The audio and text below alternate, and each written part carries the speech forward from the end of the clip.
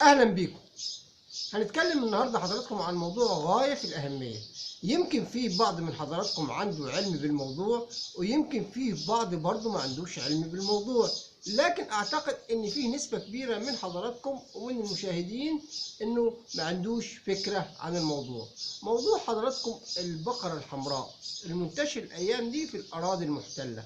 حضراتكم فيه بقرات حمراء وصلت من ولاية تكساس للأراضي المحتلة حاليا. طب إيه الهدف منها وإيه قصتها؟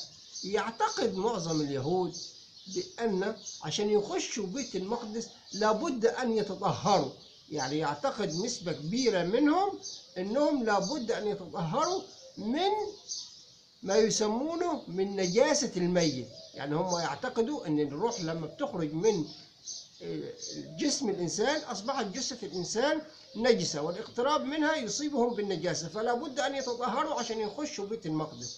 دي الفكرة.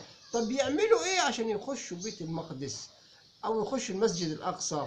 حضراتكم يعتقدوا أنه لا بد من أن يتطهروا. طب هيتطهروا إزاي؟ يتطهروا أنهم لا بد أن يذبحوا بقرة حمراء يكون عمرها أكتر من 2 وشهرين، ما فيهاش شعرة واحدة سودة، ما فيهاش شعرة واحدة خالص مختلفة عن اللون الأحمر. والموضوع ده مش سهل، بقالهم فترة بيبحثوا حتى حصلوا على 5 بقرات عن طريق الهندسة الوراثية من ولاية تكساس الأمريكية، إن فيه بقرات حمراء ما فيهاش ولا شعراية سودة إطلاقا خالص. طيب هيعملوا إيه؟ هيجيبوا البقرة دي على جبل الزيتون المواجه لبيت المقدس مقابل لقبة الصخرة ويقوموا بذبحها، وبعد ما يذبحوا البقرة يحرقوها، وبعد ما يحرقوها يجيبوا رماد البقرة ده ويحطوه عليه مية من عين سلوان ويدوبوه ويرشوه حتى على الإنسان، حتى لو نقطة أو نقطتين كده يتطهر. إذا تطهر، دي معتقداتهم حضراتهم. وبعد ما يتطهر يقدر يخش المسجد الأقصى، لأن اللي بيمنعه عن دخول المسجد الأقصى هو عدم تطهره، وتطهره بيتم بالطريقة اللي حضراتكم قلت لكم عليها.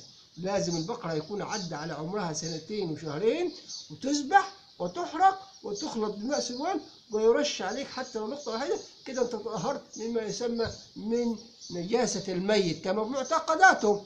وده اللي حاصل حضراتكم في الأراضي المحتلة دلوقتي، إنهم بيجهزوا البقرات دي اللي جت من تكساس عشان خاطر يذبحوها على جبل الزيتون المقابل لقبة الصخرة. دي معتقداتهم حضراتكم. لازم تكون البقرة حمراء ما فيهاش ولا شعراية سوداء، لازم عمرها يكون 2 وشهرين، ولازم تذبح على جبل الزيتون وتخلط بماء سلوان ويرش بها اليهود، وبالتالي يتطهروا من نجاسة الميت كما يعتقدون ويقدروا يخشوا المسجد الأقصى. دي قصة البقرة الحمراء بتاعت اليهود اللي دايرة الأيام دي حضراتكم.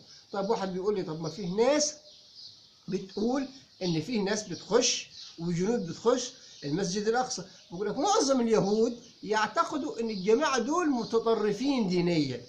يعني اللي بيدخل المسجد الأقصى دلوقتي يعتقد اليهود اللي هم مؤمنين بعملية التطهر إن دول أفكارهم شاذة، يعني أفكارهم مش متدينين، مش يهود أصليين.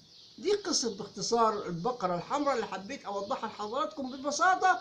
يا ريت حضراتكم تكونوا استفدتوا من الفيديو ده، واللي عنده المعلومة أو عنده معلومات أكتر ممكن يكتب لنا في التعليقات.